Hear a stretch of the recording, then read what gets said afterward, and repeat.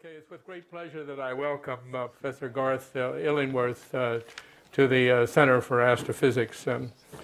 Garth received his PhD from the Australian National University at Mount Stromlo and Siding Springs. He was then a postdoc at the Kitt Peak National Observatory and then a Miller Fellow at UC Berkeley, followed by back at Kitt Peak again where he was an astronomer. He then became deputy director of the Space Telescope Science Institute, and he was a research professor at Johns Hopkins Department of Physics and Astronomy. Following that, he became the deputy director at following that, he's professor then at UC Santa Cruz, professor in the Physics and Astronomy Department. And he's also an astronomer at the UC observatories, Lick Observatory in particular. Okay. Garth's interest in astronomical instrumentation and large telescopes has been really extensive. We heard some of this today at the ITC luncheon. He was deputy PI of the Hubble Space Telescope Advanced Camera for Surveys, and from its inception, and he developed the concept of the Keck Deimos spectrograph, which has been a highly productive instrument on Keck. He is also past chair of the Keck Science Steering Committee, and currently the co-chair of the 30-meter Telescope Science Advisory Committee. He is also an early leader in the design of the Next Generation Space Telescope, which led eventually to the design of the James Webb Space Telescope. His interest in large aperture flagship missions has continued.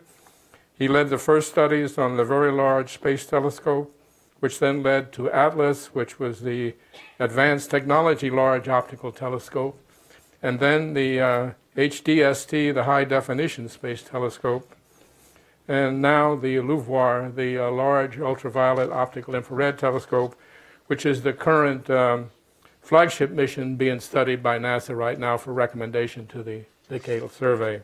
104. Pardon? 104, yeah.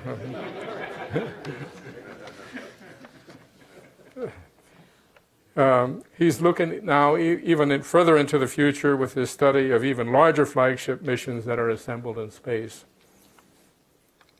Garth has also played a very important role in many policy and advisory committees. He was chair of the UV optical panel in the 1990 Decadal Survey. He also chaired the congressionally chartered Astronomy and Astrophysics Committee, which was a joint NASA, NSF, Department of Energy committee that was established. He's chaired the Space Telescope Institute Council and the JWST Science Advisory Committee. Among the prizes that he's won are the American Astronomical Society Lancelot M. Berkeley New York Community Trust Prize, and he recently at the last American Astronomical Society meeting in Texas gave the plenary lecture on this topic. He also holds an honorary PhD from the University of Western Australia. As far as research, Garth's early work was in the study of globular clusters and nearby elliptical galaxies.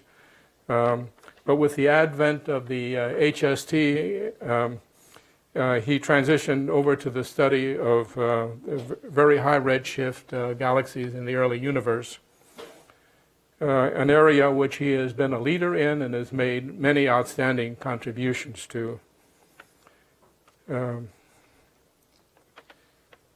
And as a result of this, there's been a new and increased our understanding of the of how galaxies are formed and evolved at the various earliest stages.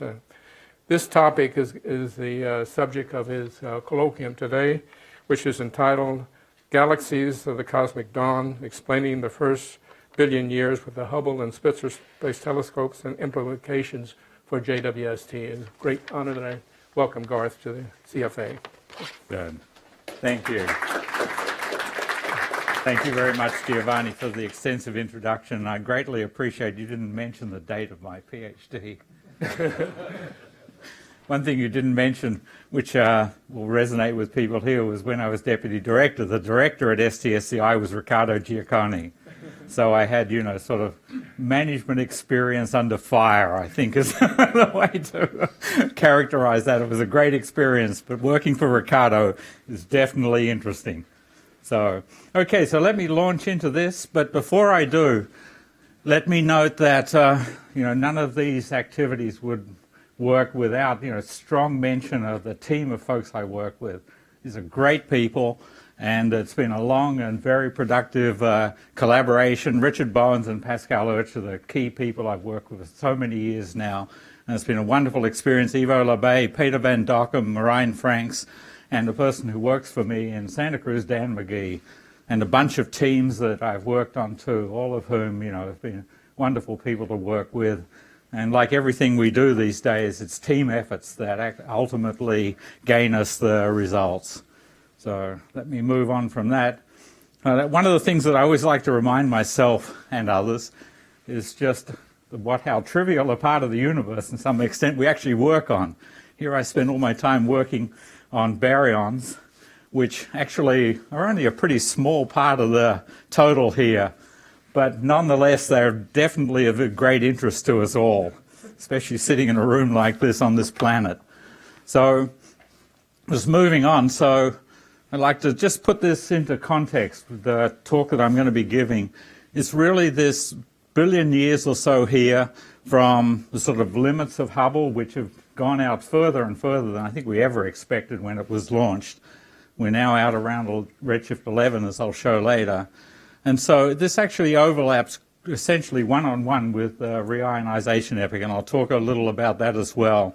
They're the first couple of % of stellar mass buildup, so it's very early times. And so we are looking to push back into first galaxies, to whatever that means, with JWST, and of course Hubble has just given us an amazing information all through to the present day, and JWST will do the same thing. I'd just like to also sort of set the stage too. I know this is an old chart by the standards of many people who model things here, but it's a nice chart showing the build-up of halos at very earliest times, between redshift 10 and 6, very substantial build-up. And so it's another interesting from that perspective as well. It's a time of great change in the universe with respect to galaxies.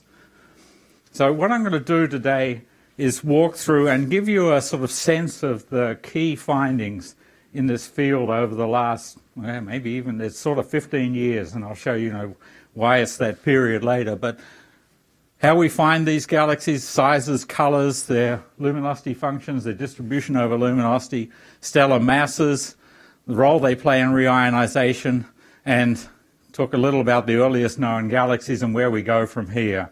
So a fairly broad sweep in this area. So let me start into this by noting that the three great observatories play an amazing role in looking at distance and understanding distant galaxies. From the perspective of distant galaxies, Hubble is really at the core of this. Chandra, Spitzer make great contributions, but it's this sort of combination of those facilities, the synergies, which are actually growing now as ALMA comes online and new results come from ALMA. And of course, as we use the largest ground-based telescopes, they are sort of 6.5, 8, 10-meter telescopes as well, to do a lot of the detailed spectroscopy that's not possible with Hubble. JWST will change that. I will mention that later. So it is interesting, actually, just how each new servicing mission has resulted in a dramatic change in our ability to explore the early universe. It was when the advanced camera went up, we suddenly opened up the vistas at redshift 6, and then in 2009 with wide field camera 3 pushed out further. Spitzer has played a huge role in this, remarkable given the small size of its mirror. And so here is just another schematic which basically says the same thing, but just how we've pushed out in redshift from the ground, then with the first of the cameras on Hubble, the second major camera, the advanced camera, and then wide field camera 3, where we've pushed out to about 10, redshift 10. These are really capability-driven scientific advances. So much of what we do in our field is driven by new capabilities, and of course we'll see that in spades in 2 years when JWST comes online. Now, let me talk a little about the survey data sets. For distant galaxies, surveys are the heart of what we use to find samples and understand distant galaxies. And to give a sense again about the gains that we've made, 2003, a year after advanced camera went up, first paper was done on the luminosity function at redshift 6. Doesn't look real good, does it? But only 23 galaxies, but already then within 4 years, the number had grown to 627. Last year, a couple of years ago, here's the luminosity function of redshift 6 galaxies. Basically just from Hubble, from the advanced camera, and from wide field camera 3. So this is a good example of just the dramatic changes when you open up a new area with new capability. So wide fields like this are really the lifeblood. And one particular field really stands out, and that's this region which was initiated actually by Chandra. The Chandra Deep Field South became the basis for essentially all these studies. And so this is just Hubble images that are taken over that area. So 15 million seconds of these major facilities have been spent on that. That is a huge investment of time and public money into areas like this. And these data sets have all been open data sets. That also has made a huge difference to the vitality and the rate at which progress could be made in the field. So I'm a great fan. I've been working with open data sets ever since the advanced camera came on board. And you know, it's challenging at times with the competition, but it also is great because of the competition and getting things out. Just to give you a sense, these are all the fields that we study for distant galaxies. And this is the scale. So our total knowledge of the high redshift universe comes from half-degree field on the sky, spread around the sky, fortunately, because cosmic variance is a problem. But this is not a lot of area. And this represents, as I said, a huge investment of time. There's much more than the 15 million seconds in all these in total. The clusters have come into their own recently, though they've been something that was observed back in after the advanced camera went up. We did a sample of over 40 clusters to see what we could see in them. Other big projects clash, and then of course the frontier fields is the premier project on clusters, and I'll be showing you results from this. So a big contribution there to distant galaxies, but with challenges, as I shall also show you. One thing that happens with these fields is that we tend to build up data incrementally. There are certain major programs that are done, but then a lot of additional time goes into this through supernova searches and other activities, doing spectroscopy and parallel fields. And this data tends to sit in the archive and doesn't get touched because it's not assembled. And a few years ago, we started a program to actually assemble all the data over the Good South area, the one I showed you before from Hubble. So there's actually 2,400 orbits. This is 70% of a year of Hubble has gone into time. Hubble time has gone into this field, and so we've now assembled that into this large image, and it's available publicly on the MAST website at Hubble at Space Telescope. I did a quick calculation. This image is good for $250 million of public money. I wish that what SDSCI gave us to actually process this was even a small fraction of that. But a little more would help, but it's great to get that out. I'm not going to say a lot I'll show some spectroscopic results, mainly from the ground. Hubble has had spectroscopic capability, and particularly with the GRISM, has been very powerful. I'll show you some results on that, but I'm really looking to JWST's spectroscopic capability. Hubble has been an imaging telescope that does some spectroscopy. I think we will see that JWST is a spectroscopic telescope that does some imaging. There's huge gains to be made with JWST doing spectroscopy. So just a little on what these galaxies are like. So here is a small sample of the very brightest high redshift galaxies at redshift 7. So this is as good as it gets. Most of them are this size. Here is the size of the Hubble PSF.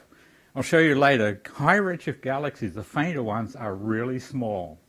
Interestingly, and just for comparison, here is Milky Way-like object on the same scale. So let me show you this. This is how we do it. Photometric redshifts. When we first started this game, along with lots of other people, folks doing quasars have been doing this for a long time, is using, let me see if I can start that again. So it's going from low redshifts to out to high. So this is just the Lyman limit break and the break progressively that comes in at Lyman alpha. And so this is what we do. So this is as far as you can go on Hubble. 12 is the absolute maximum. Another reason why JWST is good, we can push out beyond that. This is proven to be a very powerful technique for picking galaxies and very reliable. And I'll show you some results on that later too, especially when we put Spitzer data together with it. Part of the reason is that you have a very nice, as you saw schematically up here, a very nice spectral energy distribution with this very sharp cut. And whereas a lot of the other things we look at later times that can be contaminants are actually very different in shape, and so it can be distinguished as long as you have a reasonable number of bands to do this. And so you can get reliable photometric selection, as we've found. Even pushing into relatively noisy data, we rarely get anything over 5%, we think, contaminations that were from low redshift objects. So it's been a very good technique as it's developed. And what it's developed to give us is something like, I'm going to show you some results from this paper in 2015, where we had 10,000 galaxies at redshift 4 and greater. We now are up to 12,500 because we've added in the Hubble frontier fields. So there are a lot of galaxies at redshift sort of 4, 5, 6. Real challenge still at redshifts 9 and 10. This is really pushing the limit on Hubble. But it'll be fun to actually look later at what we have got from that. It's pretty impressive that that small sample is actually telling us quite a lot at early times. So as I get into the luminosity functions, one thing that is really important is to have the deepest possible data to go as faint as possible. And this was another one of those cases where there was data that was available in the Hubble Ultra Deep Field that actually wasn't assembled into a single image. And so we did that with this one we called the Extreme Deep Field, which is basically the Hubble Deep Field, but with 3 times as much data as was available in the initial HUDF. So this reaches to 31 AB magnitude, 5 sigma. That's pretty faint. In fact, this is the deepest image I know of. Other images, the frontier fields, for example, you can push to fainter objects because of the magnification, but this is intrinsically the deepest image. So luminosity functions. These turn out to sort of be the workhorse of distant galaxies. This is the first thing we go out and do, is look for objects and look and see what their distribution is as a function of luminosity and of redshift. And this is now developed into a very, say, routine activity. Here, for example, all these different authors at different times, the agreement is actually very good. Folks are doing this well these days. So this is sort of the fundamental data that we use for star formation rate densities, for looking at masses and so on. Now, one of the interesting things that comes out of this is if you plot this up in a slightly different way, normalized at M star, and look at the faint end down here, you can see that systematically, as it's shown here as well, there's a trend, the faint end slope steepens with time, going back in time. And this turns out to be very important when we're thinking about reionization too. When we get to slopes around -2, this is formally divergent if you continue it down. So there's a huge amount of light down in these faint galaxies at very early times. So here it is just shown again in this as a function of redshift of time back out to around redshift 9 and 10. But the trend is very distinct, and a couple of different compendiums here of other people's work as well. So very clear change in slope to steeper slopes, many more faint galaxies at early times. So one of the questions that comes up, we're doing all this in the rest frame UV at these high redshifts. So what are we missing? Are we missing much? A lot? And so we wonder about this. One of the ways that we need to understand or to get a feeling for whether we're missing things is trying to understand how much impact dust has at high redshift. And key to that is looking at the colors of galaxies is one thing that we really can do. Very simple. Just look at the slope in the UV. That gives us the characterizations, this parameter beta. What has been very interesting, there was a period for about 3, 4, maybe 5 years where a lot of people were working on this and getting very distinctly different results. And you'd go to a conference and somebody would get up and say, I did it right, here's the result, and everybody else is wrong. And then somebody else would also get up and do the same thing. It was clear that there was something wrong with the way we were measuring it. And Richard realized that there looked to be some systematic effects that were going on. And so he spent some time looking at everybody's data sets, including our own, to try and understand where they could be impacted by systematic errors in the way things were being measured. And as it said here, we found that everybody's data set was subject to systematic errors, including our own. So this was actually great to resolve this. And so when we corrected for it, basically there was agreement within the errors on the part of essentially everybody, but we needed to understand the systematic effects. So now we have a way to measure colors, and this is interesting. So here is measuring the UV color as a function of luminosity at redshifts 4, 5, 6, and 7. These have been normalized to fit together here, as you'll see in the next figure. Basically, fair amount of dust in more luminous galaxies, but you get down to faint galaxies, these are consistent with very little dust. And dust is the main driver for this. If there's dust there, it will redden the UV very rapidly. Other things can affect it, but much less so than dust. So low luminosity galaxies look like they have low dust and presumably low metals is the implication of that. So let's go now look at redshift and take a sample of galaxies around -18 and look at the trend with redshift. And you can see it also gets bluer with time as well. And it turns out that when you look at this for high redshift galaxies, the colors it's getting to are very low extinctions. Say here, 0 to 0.06 EB minus V. Very little dust in these objects in lower luminosity galaxies. Higher luminosity ones do have some dust. So now that we have this information, luminosity functions and colors and understanding of the situation with dust, we can look at both the luminosity density from galaxies as a function of time, a function of redshift, and also then we can do the corrections for dust and look at the star formation rate density with a lot of other things thrown in that correction factor. So basically, this is what, and this is a well-known plot that you've probably seen many times, the build-up of the star formation rate density in the universe with time, and more corrections at later times than for the effects of the higher levels of dust. I'll come back to this later and we'll see what's really happening out here with the latest results. But this is one of the core figures that in many ways we evolved to and try and understand. So now putting this more broadly, in answering the question I first asked, are we seeing everything or are we losing a lot of galaxies? We put this figure together in 2009 based on whatever data we had about infrared objects at that point. And it seemed to us that between 5 and 6 we're seeing the vast amount, so both the white and the purple region come from two different luminosity levels of Lyman break galaxies, so UV selected objects. So at high redshift, it looks like when we look in the UV, we're actually seeing essentially all galaxies, that we're not losing a lot from the infrared.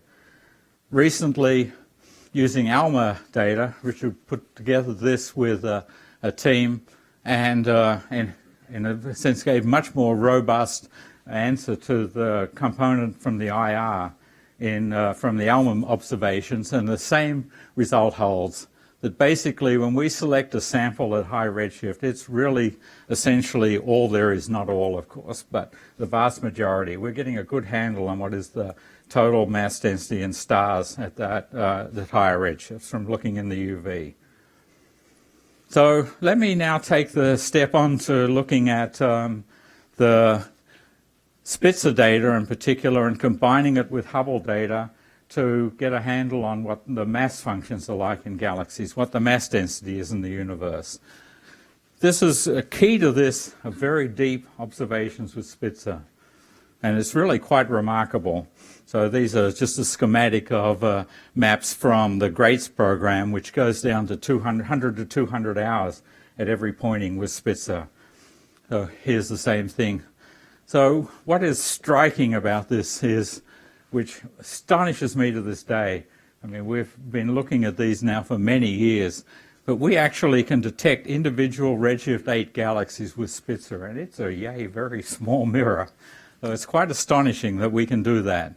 So here are the S-Candle SEDS data sets, which are the first data sets that we had, Giovanni and his team, and great data sets, but we found when we really want to push to redshift 6 and beyond, we need to go fainter, and that was the key to these programs from EVO. So the 200 hours really what we need. We decided to probe well into the mass function at redshift 8. And so having some Spitzer data, particularly deep Spitzer data, has been key to getting mass functions. So let me now show you some mass functions. So the basis for these comes from the UV data. That's where the sample comes from. The Spitzer data, you don't get enough individual measurements to do that per se at these high redshifts, do it just from Spitzer. But you can use excuse me, the Spitzer data to calibrate the UV data. But there are problems, as I'll show you in the next slide. But this is the most recent published one from Song et al. Showing mass functions based on UV data calibrated with Spitzer data. And they look great there, but there is a gotcha in here, and it's in the next one. This is the UV magnitude mass relation. There is a lot of scatter there. So, and unfortunately, there's only a handful of calibrators at most of these luminosities here. So people try and do the best job they can with this, but it is a challenge, and you worry that we're getting subject to systematic errors. And one of the systematic errors is nicely exemplified here. So here is rest frame UV luminosity versus rest frame Z-band. And so the Spitzer data give you this, which is in the optical. And you can see this rather nasty effect, that as you get more luminous galaxies, you get more dust, and you lose more UV light than you gain, as it were, from the increasing number of stars. So the relation becomes double valued. It saturates in the UV and turns around. So it makes it very hard to do the bright end from the UV data. You really would like to use Spitzer for that. So these folks, Stefan Onnet, working with EVO, and Richard Bowens, did a paper recently using just Spitzer IRAC data. They can only do this really well at redshift 4, and they got a very nice mass function. So many of the UV-based ones agree pretty well, except there's much more scatter at the bright end, as you might expect after seeing that double-valued issue that arises in the UV. You can also see there's a real industry here. There are a lot of people working on this. So this is a pointer to the future in the sense that JWST will do this, in quotes, right by having rest frame optical data. But one thing that is still to be done with here, the samples are still very large from Hubble, and so EVO has recently taken the UV data again, but now has a very large number of IRAC calibrators from the GREATS program.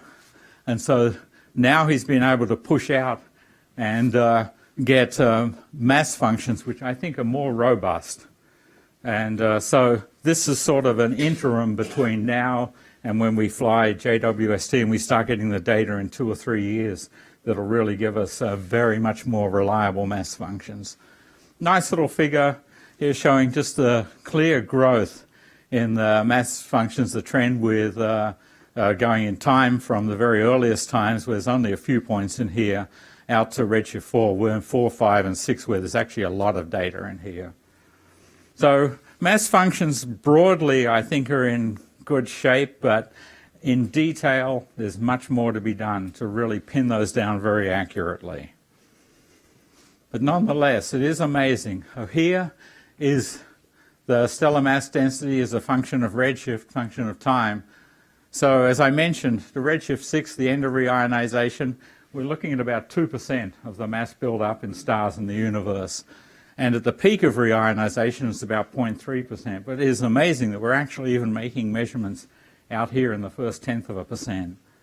So Hubble, Spitzer, we've really pushed back to very early times in the growth of galaxies in the universe. So I'm going to jump to another subject, emission lines. This is a fascinating topic. When we first got into this, I was astonished to find that there were galaxies at redshifts 1 to 2 that had emission line strength. Look at this equivalent width of 8,500. Pretty astonishing number. There are not many of these, but actually when you look at this sample from ATEC, there's a whole bunch around 1,000, 2,000. These are astonishingly strong emission lines. And so what's it like at higher redshift? Well, interestingly, it's not only that there are strong emission lines, they're pretty ubiquitous. Now, it's tricky that we don't really know this directly from spectroscopy, but the evidence from Spitzer is pretty unequivocal.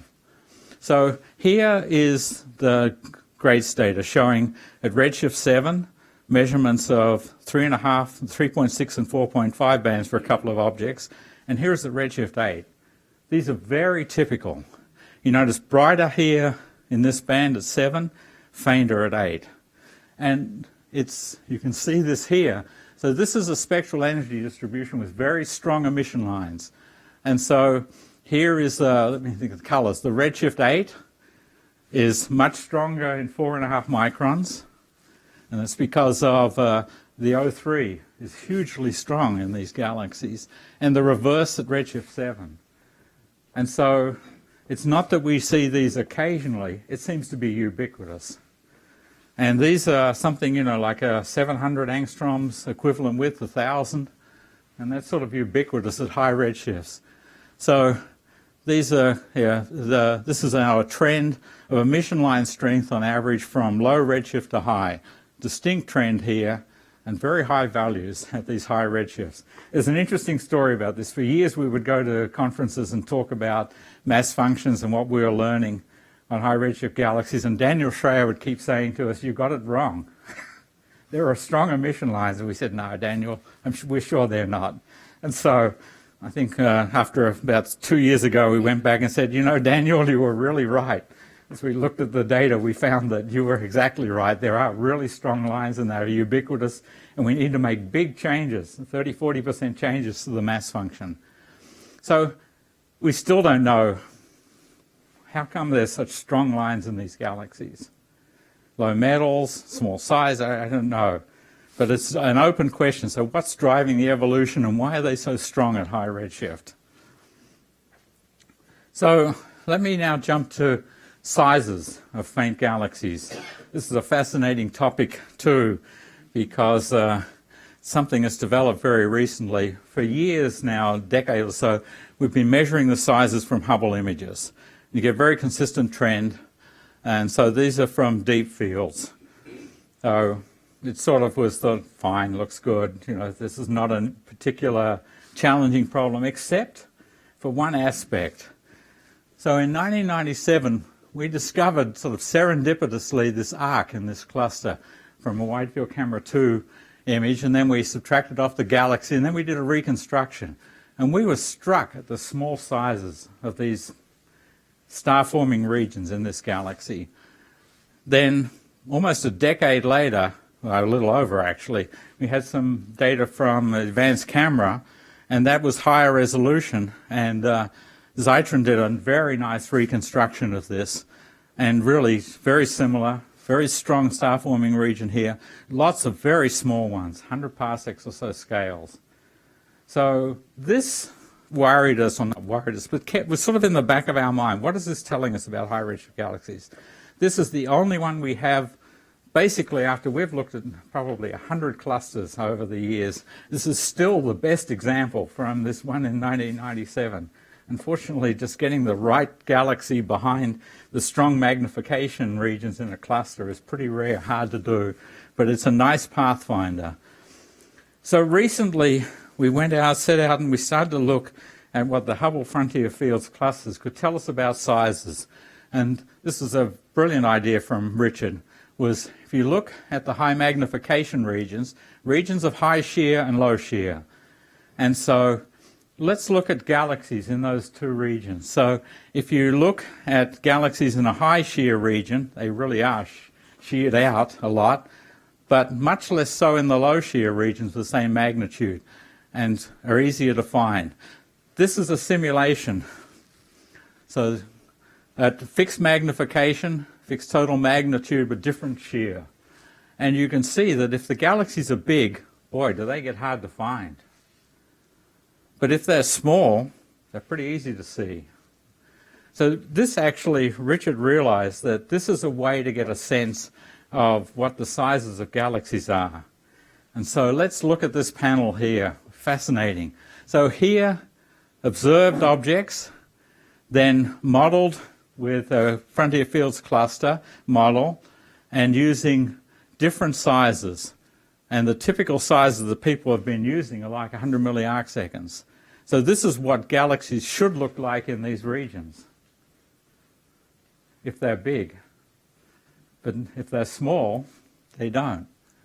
So, and these are tiny. 3 milliarcseconds are sort of the closest match to these folks. Maybe 10, because, you lose the low surface brightness areas. But this said to us that, boy, there are a lot of galaxies there that are very small. And here is a stacked set to improve the signal to noise. And basically, when you would expect extensions, you don't see it.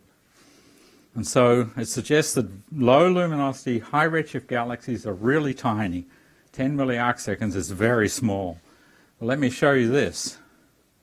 So here is a figure from Norris, which is all the local objects on parsecs versus stellar mass.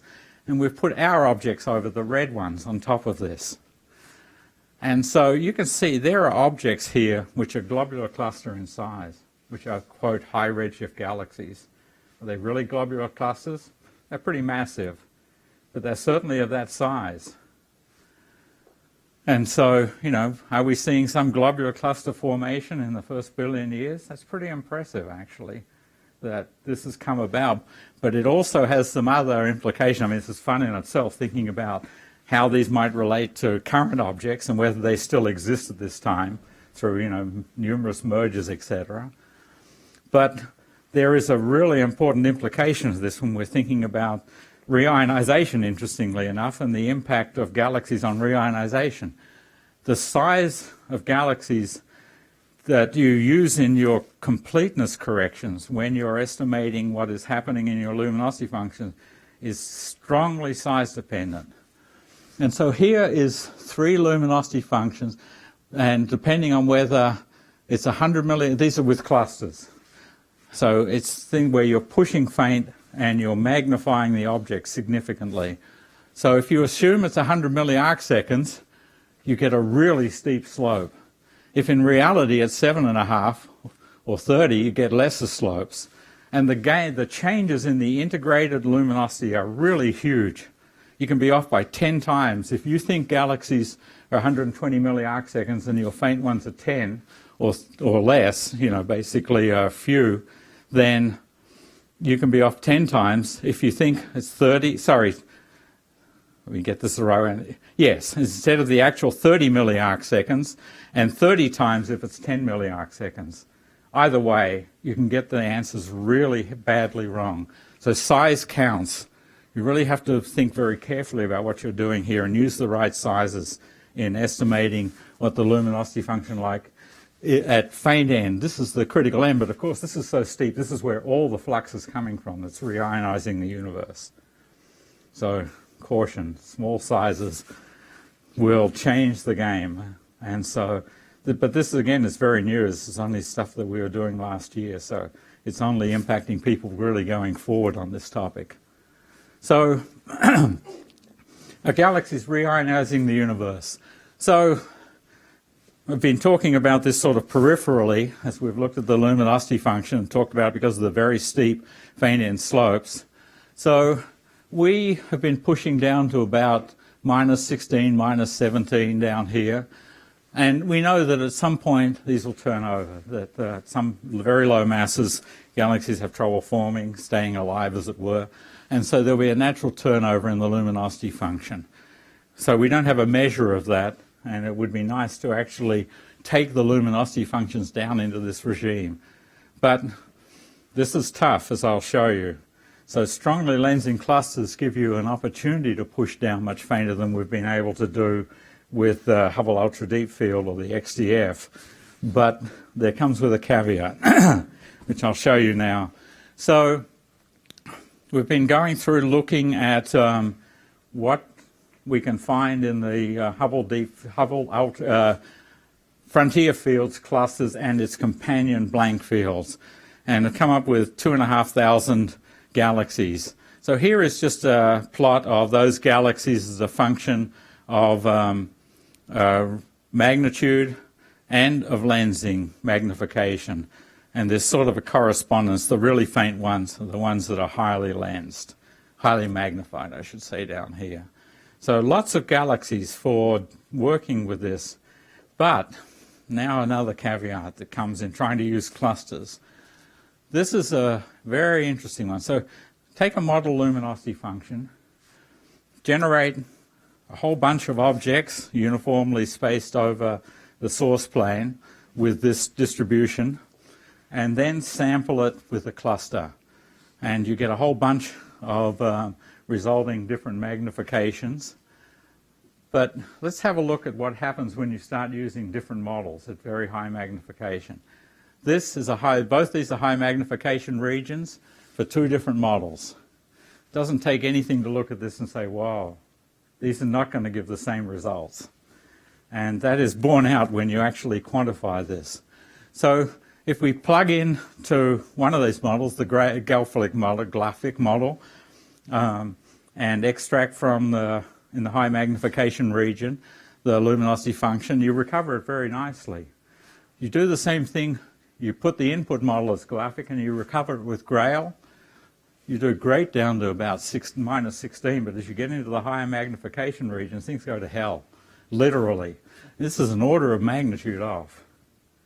This is nothing new. To folks who do models, there's always been an understanding that, you know, at very high magnifications, 30, 40 above, that models don't agree very well. So they do great up to that point. So let's have a look now, and just more generally. So there's 7 different models that we looked at here, and if we take 6 of them and median them together and compare the input from one with recovery, this is what it looks like. So you can see it blows up, literally. You know, you've got order of magnitude errors here, not 10, 20, 30%. Huge errors. And then here is Braddock's model against the median. This is true for all the models. And again, it's at very high magnifications. But it does give you pause for pushing down, trying to do luminosity functions using highly magnified sources. So here is all the different combinations. And then we just tried a luminosity function just to give you a sense. I actually think these error bars are a little too small. But you can see you're looking at almost an order of magnitude error bar. That is not a particularly useful measure.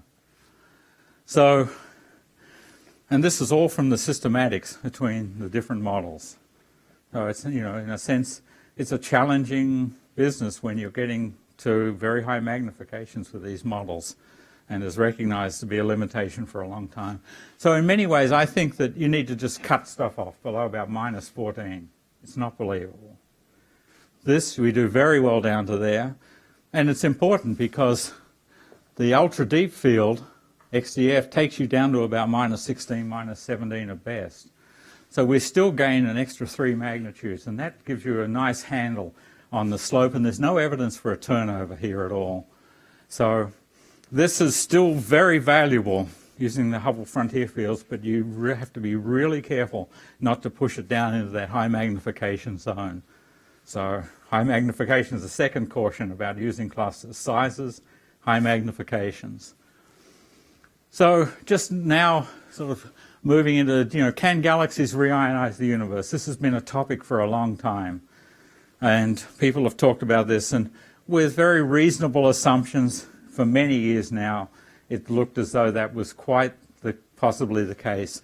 As we push down now and we continue to have this steep slope and no evidence of a turnover, it's almost certain the UV flux is there from galaxies. The big question now becomes the escape fraction. And this is a really challenging thing to do.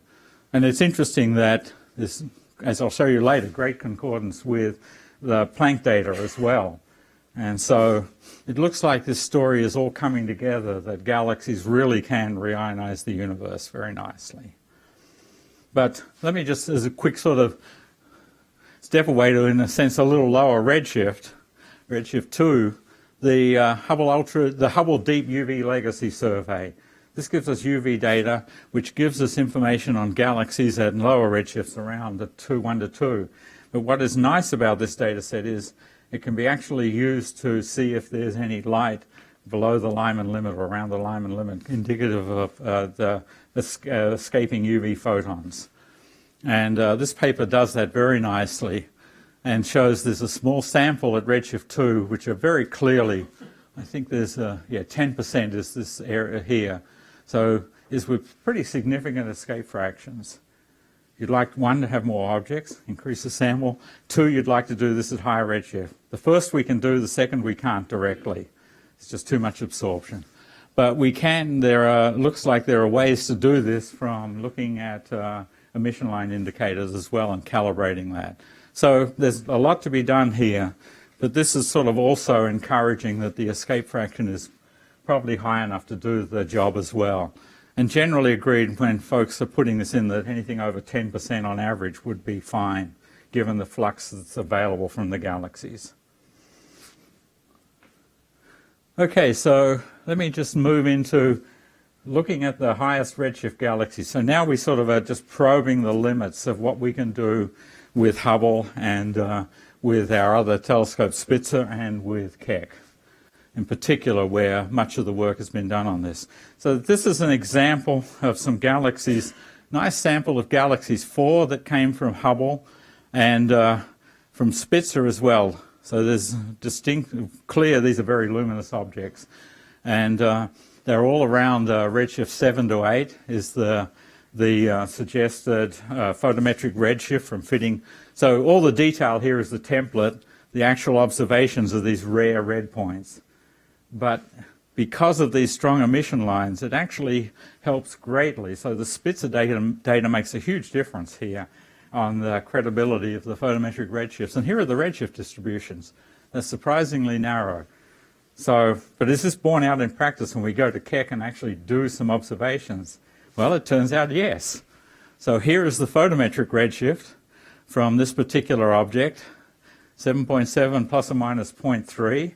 And here's what we got from Keck, 7.73 from finding Lyman alpha in this object. So it's a little fortuitous, I would say, given the error bar, but it was sort of encouraging and fun to see that. So this comes from MOSFIRE with Keck, which is an amazingly good instrument. So, I should mention too that there are 2 of the other sources here have also been done on Keck by Steve Finkelstein and Ono back in 12. There's a different source, but also greater than 7 redshift. So here is another one, which is the highest redshift Lyman alpha detection still.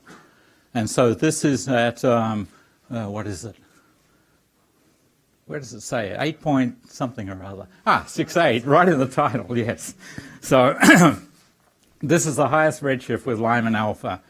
And it turns out that all 4 of those sources now have been measured and detected with Lyman alpha, which in itself is fascinating. This is right in the middle of the reionization epoch where there's a lot of neutral material around, and yet all these galaxies have detectable Lyman alpha. They're interesting galaxies. They're very bright objects, so they tend to fall right out in the tail of the bright tail of the distribution. Amazingly, all 4 of these are in 1 Candles area. the cosmic variance strikes again. So, and here are just the redshifts from, so these have been pushing the limits on redshifts from emission lines that using in this particular case Keck, but others of these have come from VLT, etc. So what is also interesting is that we get redshifts, we can actually go out and look for some of these harder to detect lines like carbon-3 and carbon-4. So fascinating lines. Carbon-4 existence in this, these are low signal to noise lines, but because we have the Lyman alpha lines, it gives us, we really know the redshift, so we have pretty good confidence about the lines. So AGN at these early times, or maybe hot, very metal poor population, but these are fascinating diagnostics, which of course, will be routine with JWST. Carbon-3, strong lines here. So this is going to be very important diagnostic of the conditions in these galaxies. And as I just said, we'll do these easily. Amazingly, almost all the galaxies we've discovered at high redshift that photometrically JWST will be able to do spectroscopically. That's pretty impressive. Okay, so let's for fun talk a little bit about the highest redshift object yet found. So a few years ago, again, these bright objects popped up in the Hubble data, all seen in Spitzer and all around redshift 9 to 10. But we realized that this object in particular would make an ideal target with Hubble. So we wrote a director's discretionary time proposal saying, look, this would be great. You get a spectroscopic redshift with Hubble and, you can do a press release and, it's great for Hubble.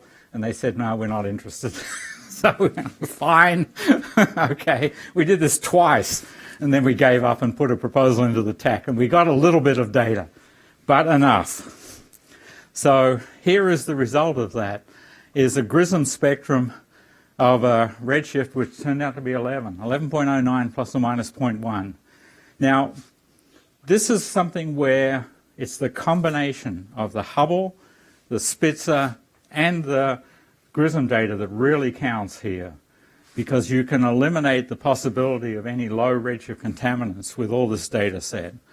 And so this is what we ultimately assigned the redshift to be, this one 11.09, just 400 mega years after the Big Bang. This is pretty early. Interesting object. So here it is just compared with the other objects, but pretty luminous at these early times. Here are the luminosity functions from various models. So this is sitting up significantly. So detecting it in actually this existing data was really surprising to us, because when we looked at the models and so on, it looked like we would require 10 to 100 times as much area to find an object like this as the area we'd surveyed. But it's only one source. So when JWST comes along, we'll get lots of objects and get a much better handle on this. But there's something interesting, I think, happening with the very brightest objects, the more massive objects at these very early times. Just to show this, the models, here's blue tides and dragons, Miracs. These objects are predicted in the models, very rare, but they're there at the volume density that we find GNZ11. So we're not, and this is 10 to the 9 solar masses, significant star formation rate. So an interesting object, and pushing the limits, as it were, but not inconsistent with what the models expect. But again, the search volume was off by a factor of 10 to 100. So did we get lucky? Are they more common than we think? So that only time will tell that, and JWST presumably will be the one to tell it. Just as sort of an interesting aside, there's this sort of cartoonish thing. So this is what GNZ11 looks like, as best we can do. It's not magnified, it's a regular field object. This is that object I showed you before. So does GNZ11 really look like this? Probably has much smaller structure given what we know about these. But this is a fairly massive and luminous object, so it's not clear that this is representative. Though actually this is also, now that I just say that, this is a few by 10 to the 9 solar masses as well. So in a sense, these two are comparable, but at very much different times, redshift 5. So anyway, just to sort of wrap this particular one up, This is probably the most distant galaxy until JWST flies. I think in my career I've made that statement 3 or 4 times. We found the most distant object. 3 months later, somebody else comes up, we've got a better one. So it doesn't always hold, but we're getting pretty close. And this is not an easy one to beat at 400 million years in redshift 11. Okay, so, I'm running a little late here, but I'll just keep going, because the really fun stuff is at the end, unfortunately. So let me now, looking at the very earliest times, because what I'm getting to is what this all has implications for JWST. So I plotted this, just on a linear scale, and it's fascinating. We tend to think, we look at log plots and we miss the big picture in a sense. There's very rapid growth here, and we live in a pretty miserable time in terms of star formation at the current day. It really is all behind us, as it were. So what we're interested in, this sort of terra incognita region down here around 9 and 10, and what we can say about what it might tell us about what JWST is going to see. So we've been looking for redshift 10 objects. These are hard to find. Over all the Hubble data that's been taken to date, we've found 13. 8 in the frontier fields and its parallel fields, and 5 in all the other fields. So 13 is not many, but it's actually a useful sample. And so here is a luminosity function based on those objects, and just, compared broadly with what you expect from evolving the earlier ones, but I'll show that in much more detail. So 1 is a luminosity function.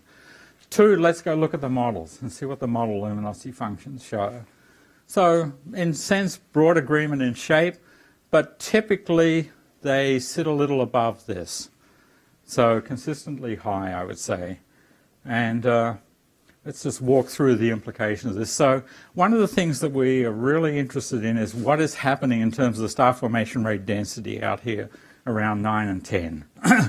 Is it sort of a simple extrapolation of what we see at lower redshifts or not?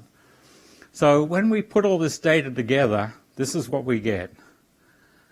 And so it really looks like it's not this simple extrapolation. The data sets are getting good enough now that in a sense, the rate of evolution is changing there. We call it accelerated evolution.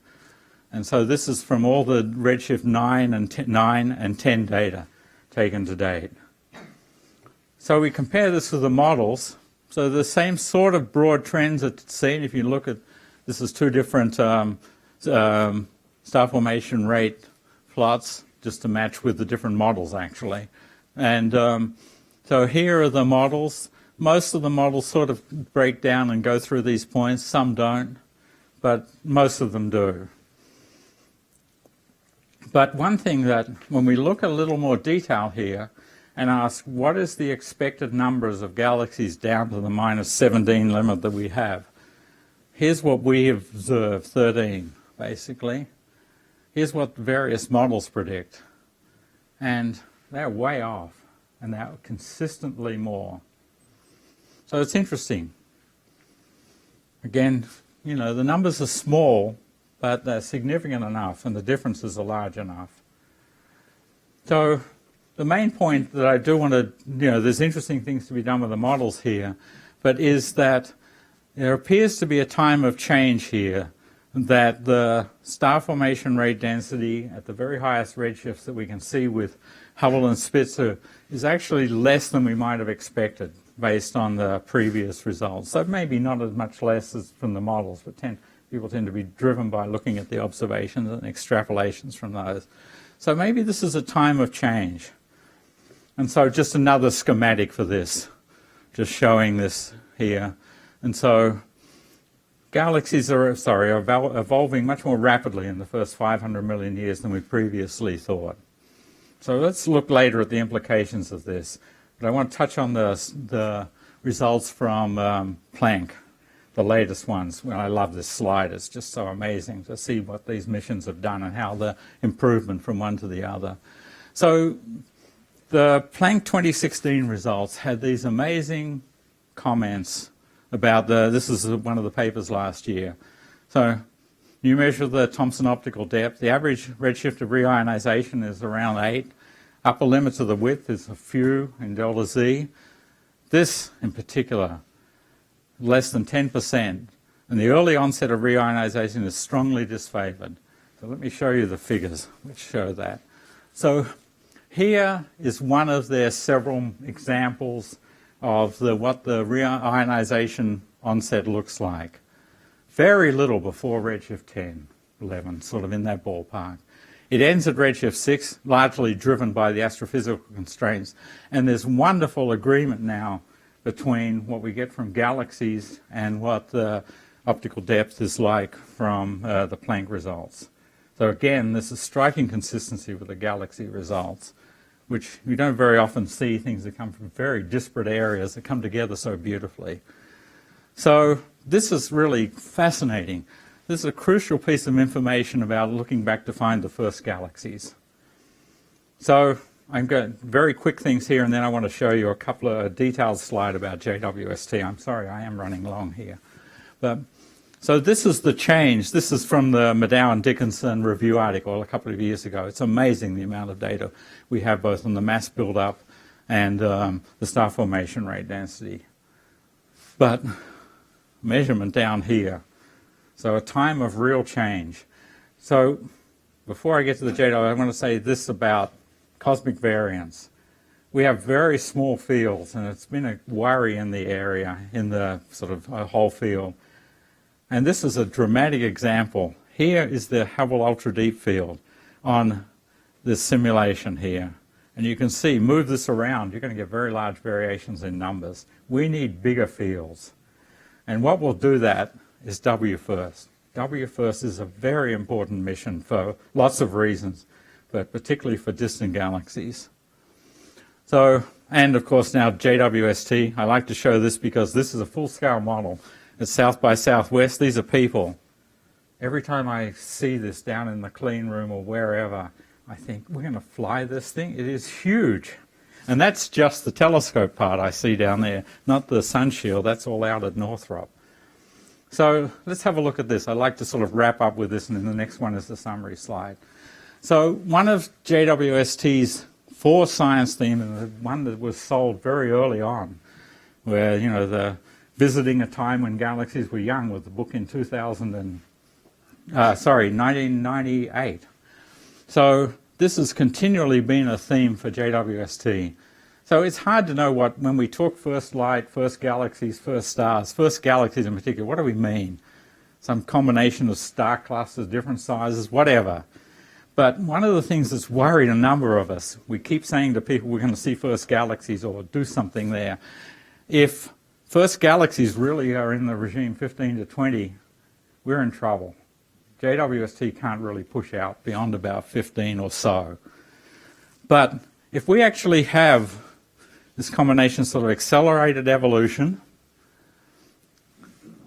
galaxies that are largely must be turning on sort of in this regime so as not to initiate reionization earlier, and small sizes, we may be well looking at the opportunity for major changes in the galaxy population at redshifts 12 to 15. And so I think for JWST, this is really good news. This is a regime it can work in and look at things.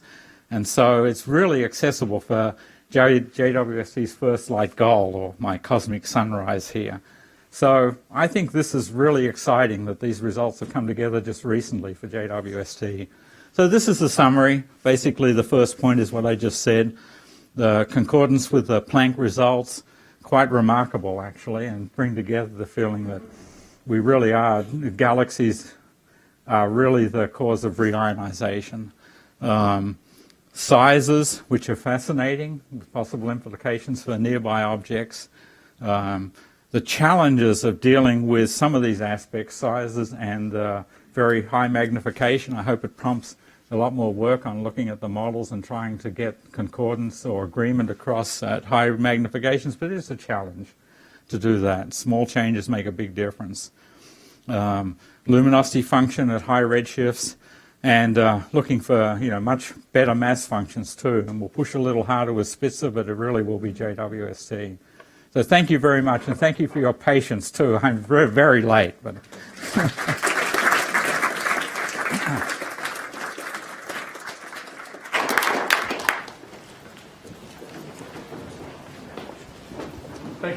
Garth, for a very, very exciting proposal. Thank you. Any questions, Charlie? That was impressive, Garth. Thanks, I had a John. question about the luminosity functions. Uh-huh. Earlier on in your talk, you talked about how if the galaxies had really small sizes, this would affect the completeness corrections. Does that mean that the completeness corrections are very large, typically at the low luminosities?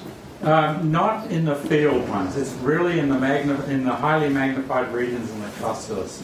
And there where the differential shear effects can play a big role. And there you get those very large completeness correction differences. Typically they're very much smaller. When we're working in the XDF or the Hubble Ultra Deep Field XDF at the limit, they're way smaller than that and well understood. So I don't think, and we tend not to push into a regime. You can tell with people who have overdone it, they turn over or something, which they clearly, when we look back at different data sets, they don't do. And in fact, we've looked at shallower parts and deeper parts and checked to make sure we're not getting screwed in some way by the completeness correction. So that's well understood. So the error bars that I've seen on the plots, they encapsulate Yes, they do, exactly. So it's really when folks try and push below -14, and sometimes you see error bars that are not as large as they should be, and I also think at that point you're not in a regime where it's credible anymore, at least with the current models. Carl? A question about the accelerated evolution Uh-huh. at the beginning. Presumably star formation went from nothing to something in the redshift range that you're interested in. Yeah. And that is not captured by a power law. Like at some point the curve has to fall below the Yes. power law. So you're just maybe capturing when that's going on, right?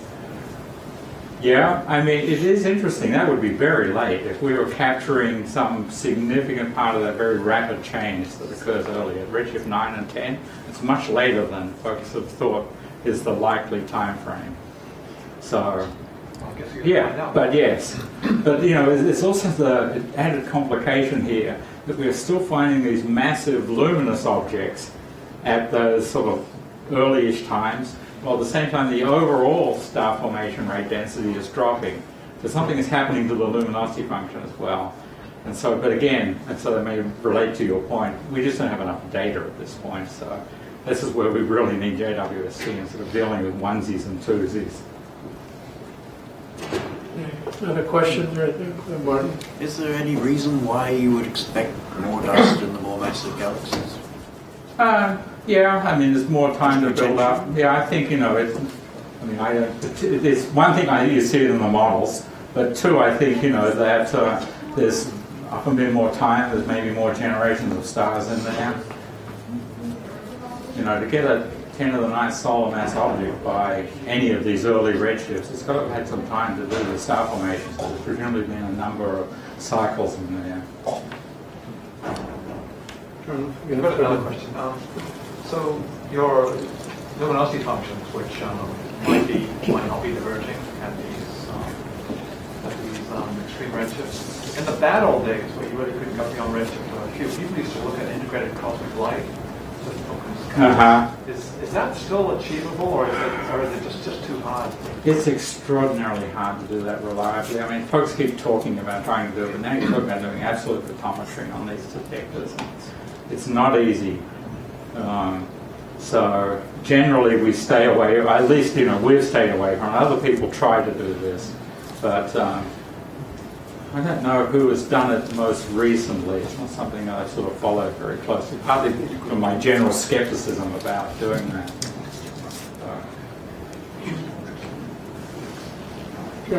I'm just wondering, you mentioned ALMA, and I'm just wondering if you could say a few words about what you see for the role of ALMA in follow-up here, because the collecting area is substantially greater than JWST, and a lot of key diagnostic lines are shifted into the, in some cases, the detectable Yes, right. windows. Yeah. But what do you see as its contribution to this field in the era of JWST? From what I can see from what people have been doing up till now, it looks like it's going to be much more of a challenge to do this with ALMA than we thought. In the early days, the lines will be there, they'll be detectable, you have to work a little at it.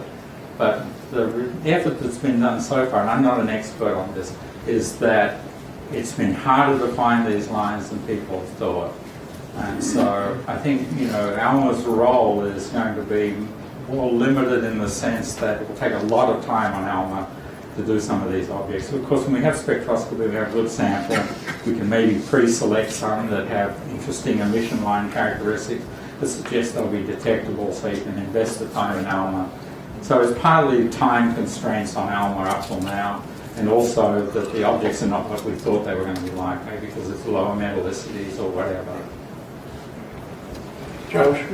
So Garth, what if all this earliest star formation back at redshifts 11 and 12 was for globular clusters, which you pointed to as a possible already indication of a detection, but significantly lower luminosity? You're not going to see these as discrete objects. They're going to be buried in optically thick gas until there are enough of them that they start to ionize the local spectrum. Well, the gas is transparent to the infrared, or to the optical at least. Yeah, certainly there's high absorption. But the main question is if the first objects to form, which were suspected in some sense long ago, were 10 to the 6, 10 to the 7 solar masses, not 10 to the 9. Yes, which I think is fully the likely case. Yeah. So they'll be compact. Sure. I mean, fortunately, they seem to have very high star formation rates, so that helps us a whole bunch. But you wouldn't see them in these data, right? These would be No, not 10 to the 6th is hard. JWST has the potential to see that. And certainly with lensing, but then, you've got such small source plane volumes, so you have to worry about the numbers. But JWST will certainly be doing clusters as well. Yeah, but in the data so far that you've shown us, we wouldn't have seen it. No, not if they're 10 to the 6th. But we are seeing, some 10 to the 7, 10 to the 8th are not uncommon in that. Okay. But it's only a very small fraction that are as small as globular clusters that appears to be in the current data set. The more typical size is sort of dwarf galaxy-ish in the current context. Charlie? Those galaxies that Joss was just mentioning, Uh-huh. they're very bright, very high star formation rates. Over what time scale is the star formation rate being calculated in those galaxies? It's one of the great uncertainties when you do SED fitting. You get a wide range. And so we typically, it looks like the models will typically return tens of millions of years. With these very strong emission lines, it tends to push it to smaller numbers. Before we started including the emission lines, we were typically more like 100 million year time scales. So I think smaller is more likely, but I would say tens of millions of years is a good number to carry around. And those galaxies are also very blue, is that what you were saying? Yeah. Tom? So does that mean they're forming without much dust? Or is Yeah, the dust being exactly. dissipated? No, Yeah. I suspect forming without much. I suspect the metallicities are still very low in these low luminosity, lowish mass objects. And the higher mass ones, I think they build up. The colours clearly show that. They're much redder. And so it's most probably dust that does that. Any other questions or anything? Okay, let's thank